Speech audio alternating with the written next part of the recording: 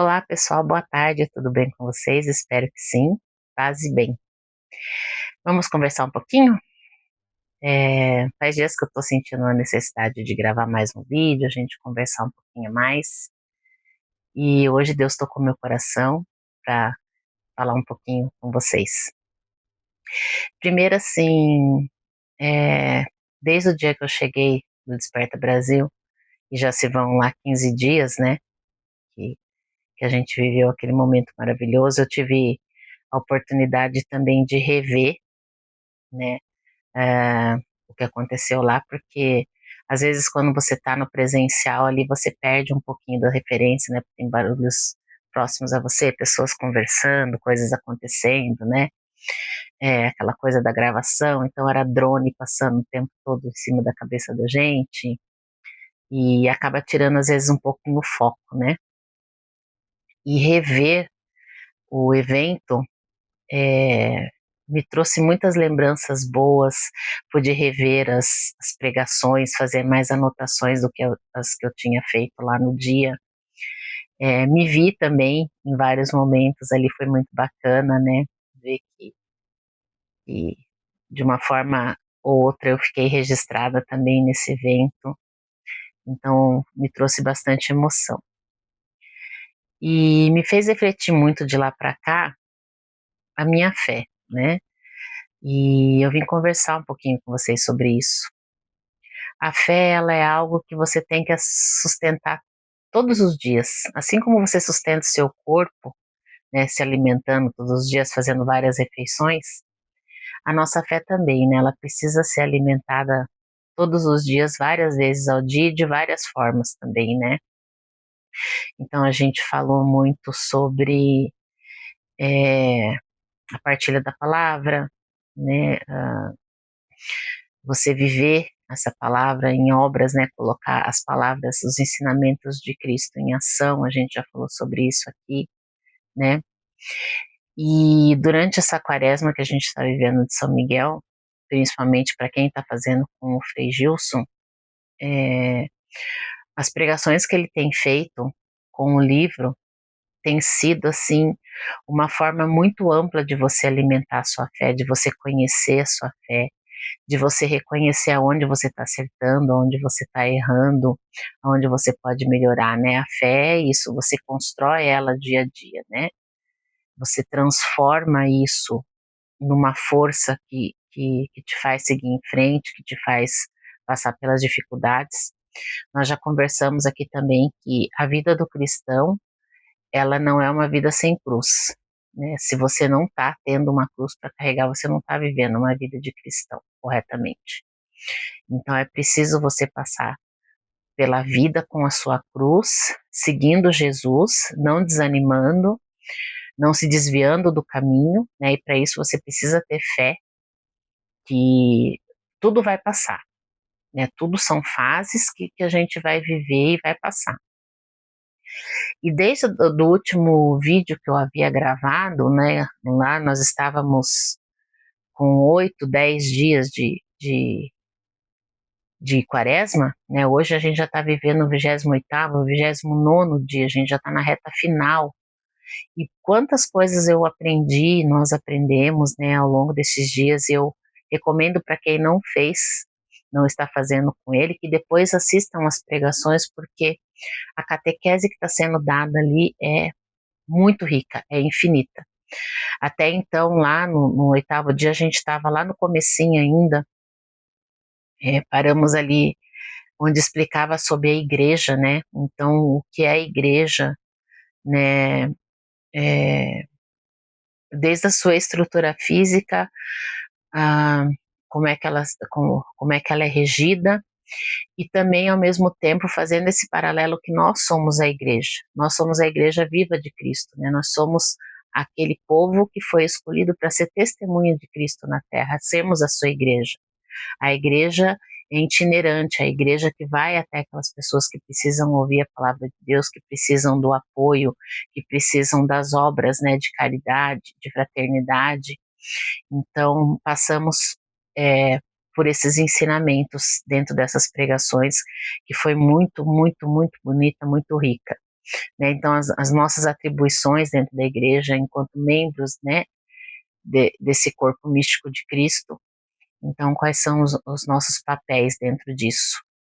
Depois a gente passou pelos mandamentos, né? Então foi explicado os 10 mandamentos assim de uma forma também muito minuciosa, não focado naquela coisa da repetição, né? De você apenas saber de boca, e nem muitas vezes a gente sabe, né? Os 10 mandamentos de cor, né?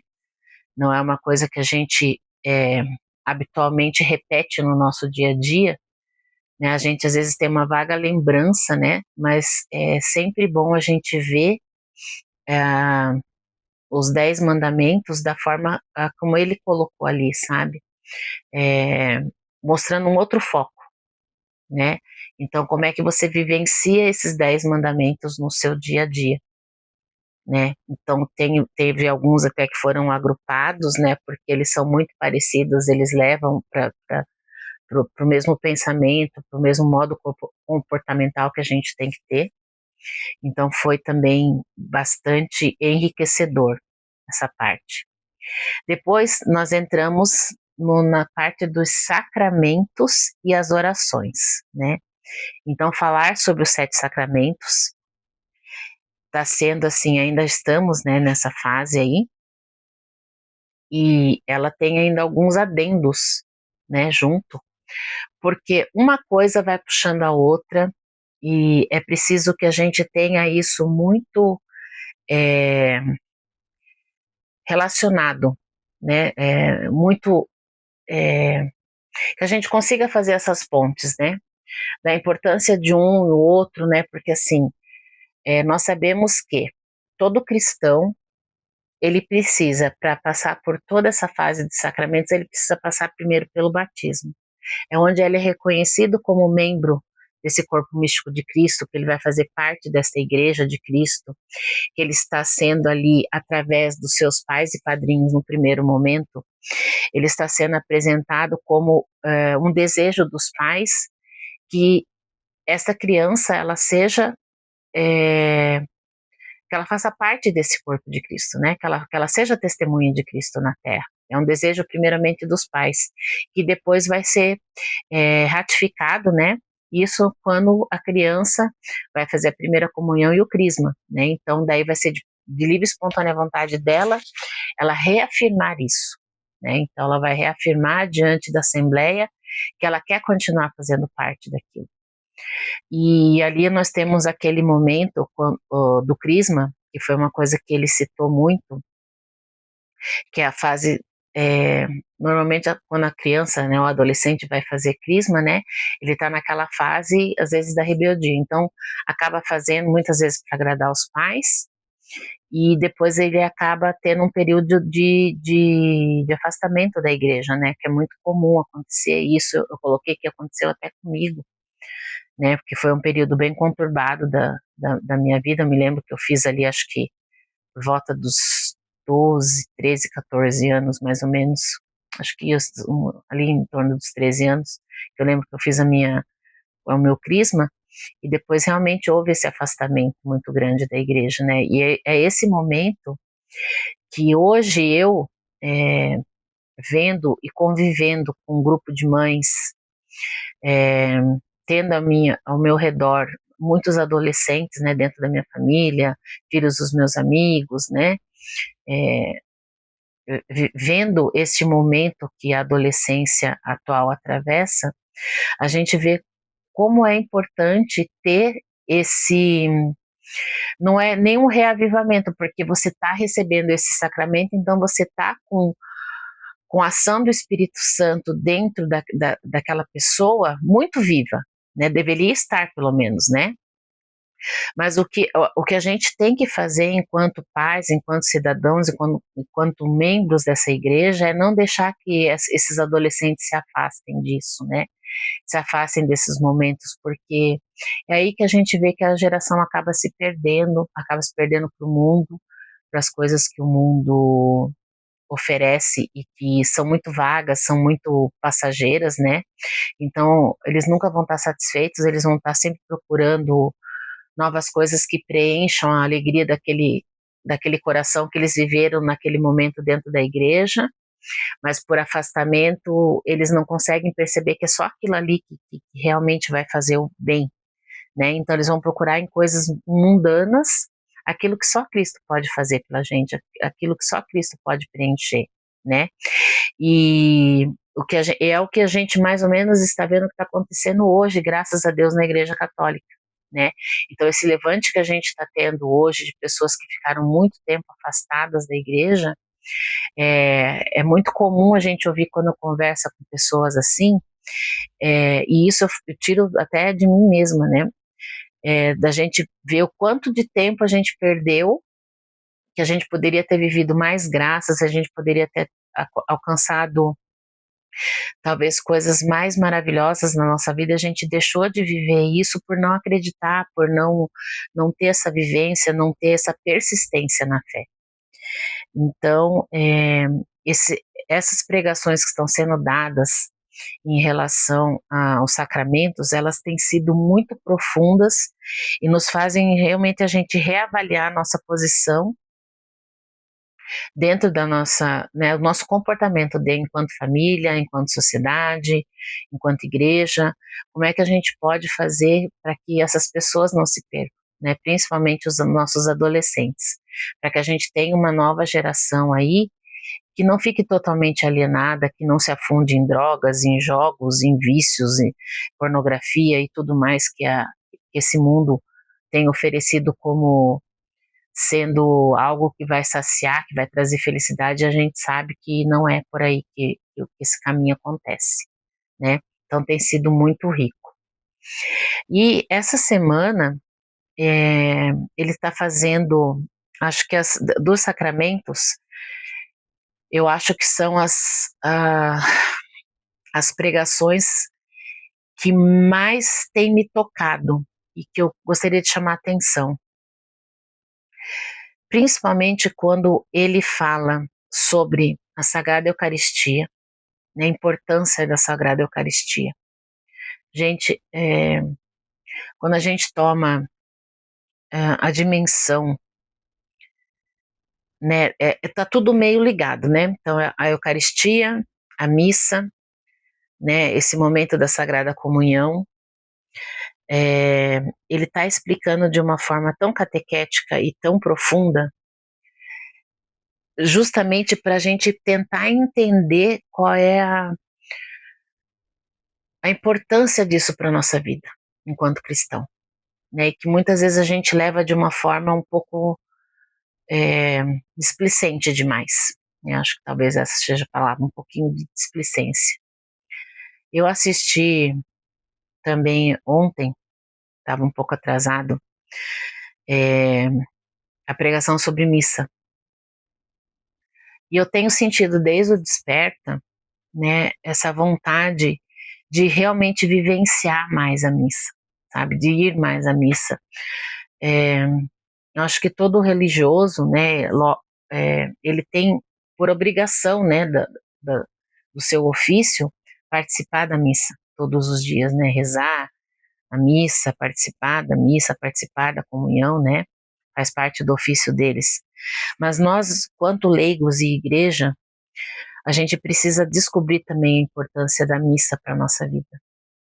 E ele tem colocado isso de uma forma muito importante, muito profunda, para que a gente possa entender qual é a importância, por que a gente precisa ir à missa. E quanto mais a gente vivenciar essa missa dentro do seu ritual completo, que a gente prestar atenção nesses mínimos detalhes que às vezes a gente deixa passar por uma distração própria do ser humano, né? Às vezes a gente está reparando nas pessoas que estão ali ao nosso redor, muitos às vezes estão dispersos com o celular ou com outras coisas, então a gente às vezes deixa passar detalhes muito importantes, momentos muito importantes da missa. Então super recomendo que vocês assistam essa palestra, porque ela é muito profunda, e quem tiver o livro, leia também o capítulo como um todo, porque ali você vai entender muita coisa do que está escrito. Eu queria trazer aqui um pequeno resuminho do que partes que eu achei muito importante que ele falou em relação à missa.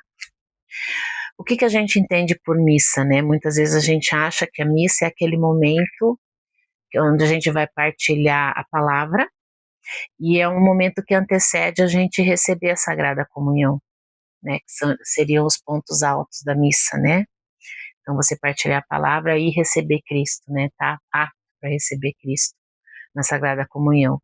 Mas a missa ela é muito mais do que isso, né? A missa, a gente tem que entender que ela é muito mais, ela é sim esse instrumento de graça para nós, né? Mas é muito mais do que isso.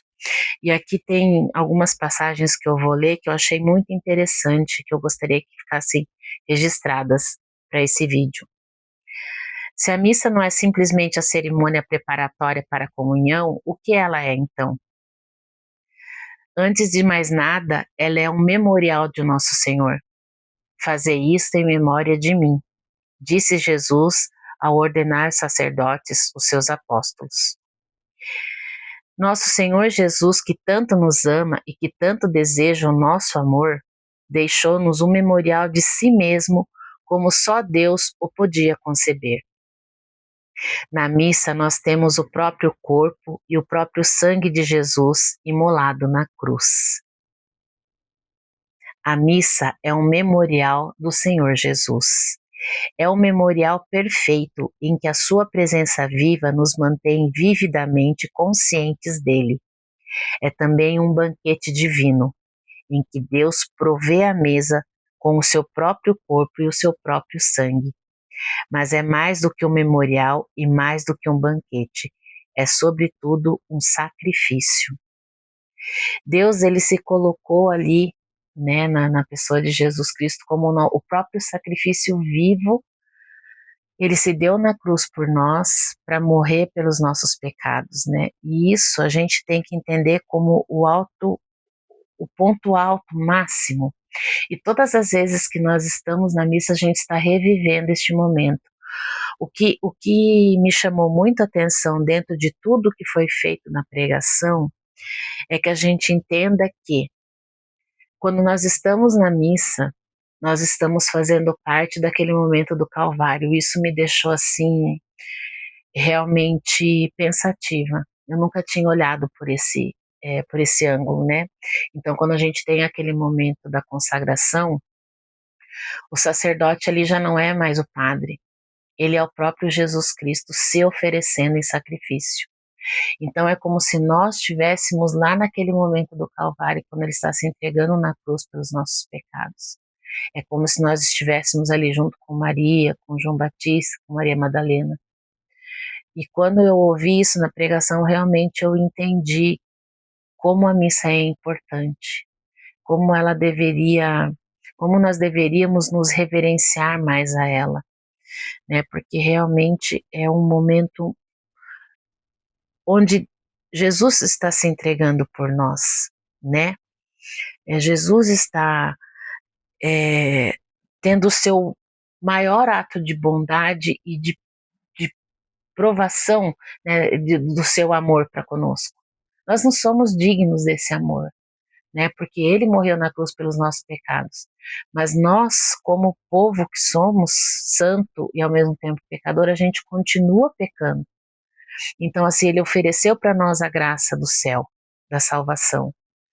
Mas nós ainda por insistência, eu vou dizer aqui, né, nem entre aspas, porque é verdade, às vezes por burrice, por teimosia, a gente acaba deixando de receber essas graças que estão ali por, por negligência, né, por não entender esse momento. E eu acho, e é como o Frei ele destacou bastante na pregação, a partir do momento que a gente entende que toda vez que nós estamos na missa, nós estamos participando do Calvário, porque é um ato que está se renovando a cada instante, não é que toda vez acontece, ela se perpetuou. Então, é que como se naquele momento ali, toda vez que acontece isso na Eucaristia, naquele momento da consagração, é como se ele reavivasse aquilo dentro de nós. Então, assim, que a gente voltasse e entendesse aquele momento, quer dizer, ele está se entregando ali por mim, por você, por todos nós, pela assembleia que está reunida, ao sacrifício de amor.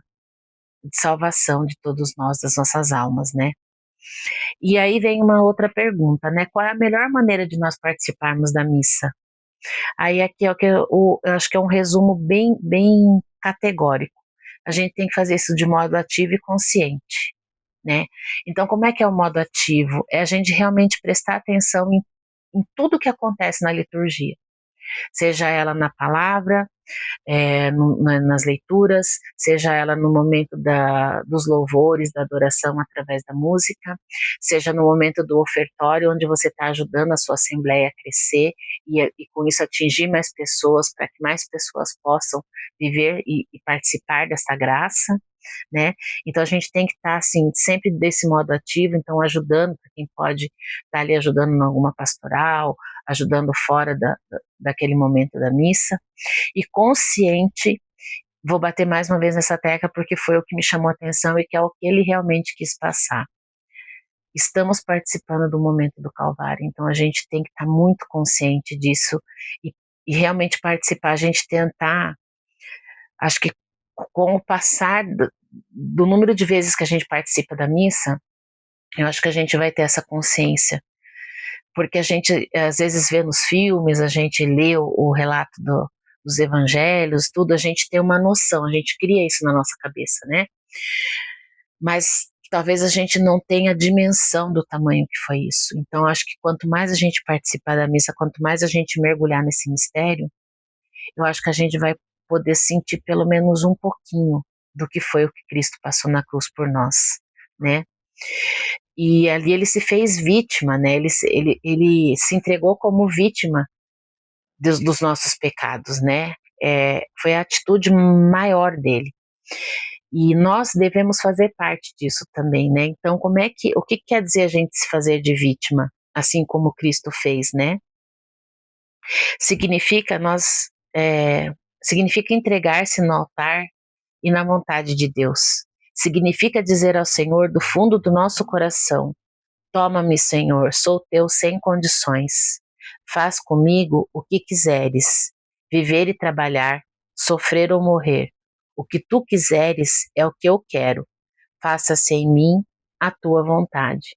Porque foi exatamente isso que Cristo fez ao se referir ao Pai, né? Ao se mostrar ao Pai, né? Ele sofreu como humano, né, as nossas dores, ele veio aqui, ele viu das nossas mazelas, e ele se ofereceu ao Pai, e mesmo sabendo de tudo que ele ia passar lá no Getsemane, né, antes o que precedeu todo o Calvário, todo o momento antes da crucificação, ele ele também fez isso, né? Ele falou assim: Pai, não seja feita a minha vontade, né? Se puder, afasta de mim esse cálice, mas se não, seja feita a tua vontade. E nós temos que fazer a mesma coisa com Jesus, né? Nós temos também que ali nesse momento nos entregarmos para Ele, né? Também como vítimas, né? É, não temos restrições, realmente aceitarmos as nossas cruzes, assim como Ele aceitou a dele, e dizer: Senhor, eu estou aqui, eis-me aqui, né? Faça-se em mim o que o Senhor quiser, e a gente só pedir que Ele nos dê, através da ação do Espírito Santo dentro de nós, que essas coisas ocorram da forma mais clara possível, que a gente possa realmente ser o objeto dele da forma mais ampla possível que a gente possa alcançar dentro da nossa pequeneza aqui humana, né? Porque nós somos muito limitados, nós temos um pensamento muito limitado, né? Então, qual é o maior ensinamento de tudo isso, né? Nós temos que dar-se a Deus sem reservas e praticar a caridade com todos. Estas são as disposições que nos fazem participar ativamente da missa. Então, o legado da missa é esse, né? A gente se oferecer sem reservas a Deus, assim como Jesus Cristo fez com o Pai na cruz, e praticar a caridade, né? Então, a gente colocar toda essa vivência em ação, pelo bem do próximo. Essa é a partilha que eu queria fazer com vocês hoje, e eu espero que vocês tenham a oportunidade de ver o essa pregação que ele fez, esse ensinamento. E também já vou fazer um chamado muito especial. Nós vamos entrar na reta final agora, dos 40 dias na próxima semana. E para quem já fez as outras quaresmas, os outros 40 dias, sabe que a última semana é o ponto máximo do nosso clamor, de tudo que a gente vem vivendo, né? Então, assim, vão ser dias de orações específicas, especiais, aonde a gente quer realmente que, por todos aqueles que a gente esteja rezando, as nossas famílias, né, pelos nossos familiares, pelo nosso meio de trabalho, né, nosso ambiente de trabalho, nossa sociedade, enfim, a gente vai fazer os clamores especiais. Então, nós vamos ter aí uma semana bem rica de, de orações. Elas começam agora. Eu acredito que não só eu esteja nessa ansiedade, mas todos os que prezam pelo bem desse movimento tão lindo, tão maravilhoso que a gente está vivendo na Igreja Católica nesse momento. No próximo sábado, dia 20, nós vamos ter o Rosário, que vai ser presidido pelo Frei Gilson, com a participação do Instituto Hesed, né? Então, com as irmãs Maria Raquel e a Maria Joana, que são também duas fontes maravilhosas que Deus enviou para a Terra, de bênçãos e de graças, né? Então, unir essas três pessoas em oração ali, realmente a gente vai abalar as forças do mal. Então, assim, eu acho que já começa no sábado, com esse rosário que vai ser muito forte. Na segunda-feira nós vamos ter as orações para a vida financeira, né? Quem não está passando por problemas financeiros hoje em dia? A gente está vivendo um momento de muita instabilidade e isso gera consequências, né? Então a gente vê aí várias pessoas passando por dificuldades financeiras, então vai ser um momento de clamor forte para isso, né? Desemprego, todas as mazelas sociais que a gente está sofrendo, tudo que envolve essa questão, onde envolve o dinheiro, né? Então a gente orar por esse momento. Daí vamos ter, acho que na quarta-feira, se eu não me engano, oração pelos vícios, também é outro mal que tem causado muita destruição de famílias, da sociedade como um todo, né? Então, sejam dos vícios carnais, como vícios de jogos, de tanta porcaria, né? De drogas, de bebida, de tantos abusos, de tantas coisas ruins, né? Então, vamos rezar pelos vícios, vamos ter a consagração da nossa casa, né, a bênção especial da nossa casa, se não me engano vai ser na quinta-feira. Então é aquele momento assim que se você puder, se você tiver a oportunidade de pedir para que todo mundo que more com você, ore com você, nem que seja um dia só, né, para livrar a nossa casa do mal, né, para que o mal não se instale nas nossas, dentro do nosso lar, né, perdão. Vai ser muito importante. Na sexta-feira, eu acho que é a consagração. Na sexta-feira vai ser a efusão do Espírito Santo. Também foi o momento que eu mais esperei durante o Desperta Brasil.